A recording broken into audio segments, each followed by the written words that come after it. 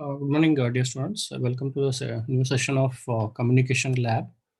So, in today's lab, we'll be discussing regarding Simulink and a few of the experiments at the starting. What will be going ahead with the Simulink.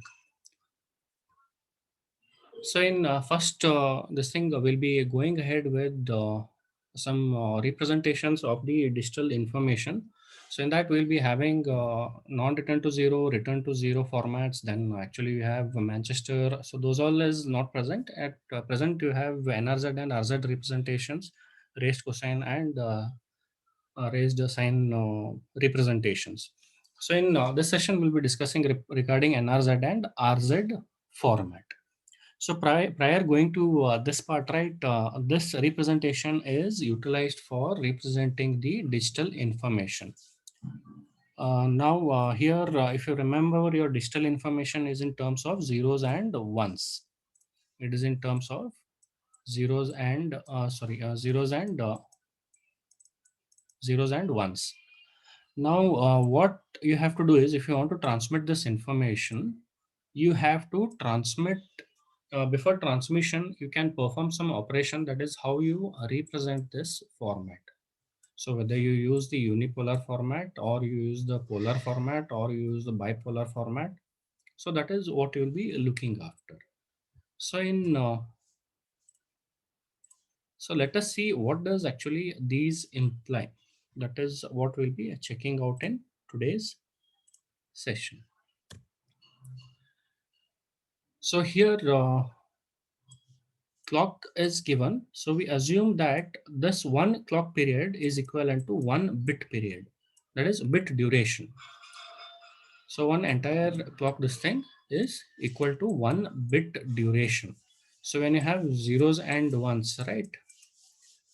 So from given time to this time, this is one bit duration. So next one is in the next slot, next one, next slot, next one, next slot. So that is what this clock information gives you. Now here we are assuming that the data is 1, 0, 1, 0, 0, 111 and 0. So this is your digital information.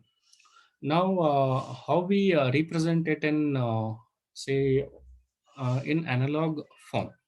So here what we are doing is 1 is high. So that's why I'm representing it with the high value over here, and 0 is low. That's why I'm representing with the low value over here. So these are the analog voltage representations. So it may be like 5 volt and this may be like -5 or 0 depending on what representation is there. So let us assume that in this case, say this is one high value of representation, this is low value of representation. Now, how do I classify the representation of 1, 0, that is zeros and ones in this case as a unipolar? So here, what happens is you have to observe this part. So whenever it is logic 1, so this is bit 1 or logic 1. So we invariably use this term. It is logic 1 or it is bit 1, which is a binary representation. So this bit 1 in its analog form will be represented in as a high voltage. So in this case it will be V. So this V can be, say it, for example, let us assume that it is plus 5 volt. So 1 is represented with plus 5 volt and here 0 is there. So this is low value, that is bit 0 or logic 0. So when this is the case, in it is represented with say 0 over here. So it will be like 0 volt. It will be like 0 volt. So similarly, when again 1 comes, it is represented with say plus 5 volt. When 0 comes, it is represented with 0 volts. So this will continue. Now here you observe that you have only plus 5 volt for high logic high representation. This is logic 1 or logic high, 0, or sometimes it is called as logic low level, logic low. So here for logic high it is plus 5 volt and for logic 0 it is 0 volt. Here you can see that only one polarity, that is plus 5, is present. The other polarity is not there, that is 0. So since this is having only one polarity, we term it as unipolar. Unipolar. Now what does NRZ, that is non-return to zero, indicate? So in this case, right, if you just observe from the clock is high at one point and low at the other point. So this is the in between, that is half of the bit duration. So here, if I observe, what happens is in a given bit period. So this is one bit period of this bit which is present over here. During this bit period, right? During this bit period, say here it is logic 1, it is represented with say plus 5 volt. So it is at this point, but when it reaches half bit duration, right? If it is not coming back to 0, after half bit period, it is not coming back to 0. In that case, we call it as non-return to 0. Now, if you have 0, it is anyways at 0. So no question of the logic returning to, that is this value returning to 0. So here I don't have that problem. But when it is 1, here what it is happening during the entire bit duration, it is maintained at say plus 5 volt. It is maintained at plus 5 volt. If this one returns to 0, if this one returns to 0 in the half bit interval, half bit period, then we classify it as return to 0. So in this case, what is happening? You can see that in the given entire bit duration, this is retained. If it is logic 1, say it is plus 5 volt. If it is 0, it is 0 volt. During the entire bit duration, this is maintained. It is not changed. So if this is the case, we call it as non-return to 0, and unipolar because we have only one polarity which is present over here. So this is for non-return to 0 unipolar format. So this again you'll be discussing in your digital communication classes. So next you have non-return to 0 polar format. So here you can observe you have clock. This is 1 bit duration. So here digital data is 1010011 and 0. So it is a general representation. This is high, this is low, this is high, this is low representation. So this is in general how it is represented. Now again in polar representation, what happens is when it is logic 1, when it is logic 1, what happens is for logic 1 during the entire bit duration, say let me assume that it is plus 5 volt, this V is equal to plus 5 volt. So during the entire bit duration, this will be represented with plus 5 volt. When it is logic 0, so in previous case you represented it with 0 volt, but now what you're doing, you are representing it with minus V. That is, say for example, it is minus 5 volt. So during the entire bit duration, it will be equal to minus 5 volt. Similarly, again it is 1, it is plus 5 during the entire bit duration. It is 0 over here, it is minus 5 during the entire bit duration. Now again, why it is called as non-return to 0? You can see that during the half bit period, this is one entire bit period. This is one entire bit period. During the half bit period, this plus 5 is not returning to 0, or this minus 5 is not returning to 0. So because of that, this representation is called as non-return to 0 polar format. So next one, we have return to 0 unipolar format. So in this case, what we have, again, this is one bit period or bit duration, I'll specify. So again, we have this digital information, and this is how it is represented: high, low, high. So that is, we can write it as high, low, high.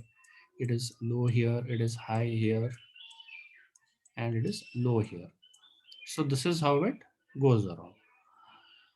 Now, so the name itself tells unipolar. So it should have single polarity for representation. So here, let me assume that this plus V is plus 5 volt, and this one is nothing but representing 0 volt. Now in this case, what happens is slight difference as compared to the previous case. So what we have, return to 0. So this is bit 1. So it is bit 1. So what happens is, you can observe up to this point that since it is bit 1, from here to here, say it is represented with plus 5 volt. And when the bit duration is half, it returns to 0. That is here. It returns to 0, and during the next half bit period, it will be retained at 0. It will be retained at 0. When it is 0, it is represented with 0 volt. Since it is unipolar format, it is represented with 0 volt. So during the half bit period, again it is 0 itself, so it will continue. So again here it is 1, so it has to be represented with plus 5 volt. But since it is returned to 0 format, what happens is it has to return back to 0 after half bit duration. So if in the representation after half bit period, if this value is returning to 0, we call it as return to 0 format. And since only one polarity is there, we specify it as unipolar return to 0. Now next one, you have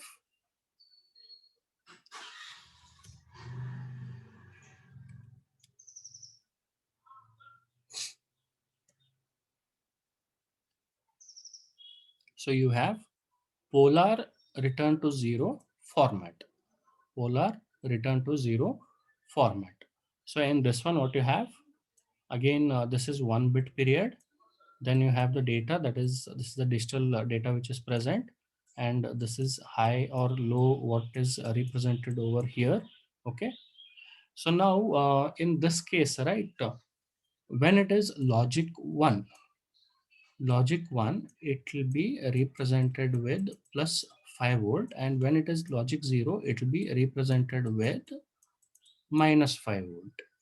But since it is a return to 0 format, right? Since it is return to 0 format, what we are doing is, in this case, what happens is, so here it is logic 1. So it will be represented with plus 5 volt. But up to what point? Only up to half of this bit period. Only half of this bit period. After this half bit period, it will be returning to 0. It will be returning to 0. It will be returning to 0. Now next one is what? It is 0. So this is represented with minus 5 volt. So when it is minus 5 volt, it will be up to this point. And since it is half bit period, what happens is, in this case, it returns to 0 again. That is 0 volt. It returns to 0 volt. So this will continue for all the bits. This will continue for all the bits over here.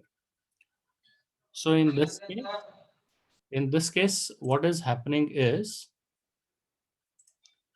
the value, whatever representation is there for logic 0 or logic 1 or bit 0 or bit 1, it is returning back to 0 volt after half bit period. So since, because of that, it is called as return to 0, and you're using two polarities to represent over here. That is 0 for 1 for plus 5 volt, and minus 5 volt is used for 0. So this is what is happening in this case. So these are the representations what we come across. Then there are other representations like bipolar format, so in which it is slightly different. So in this case, what happens is, here you have clock, here you have data. Again, this is 1 bit period. So this is the digital information. This is the logical representation, high, low, high, what is present. So here in bipolar non-return to 0, you just observe, you encounter the first bit which is represented with, say, 5 volt. You encountered 0, it is represented with 0 volt. You encounter a 0, it is represented with a 0 volt. You encounter 0, it is represented with a 0 volt. But some change is there. So first you encountered first bit, it is represented with plus 5 volt. But you encounter the next bit which is equal to 1, that will be opposite of the previous representation. That is, it will be minus 5 volt. It will be minus 5 volt.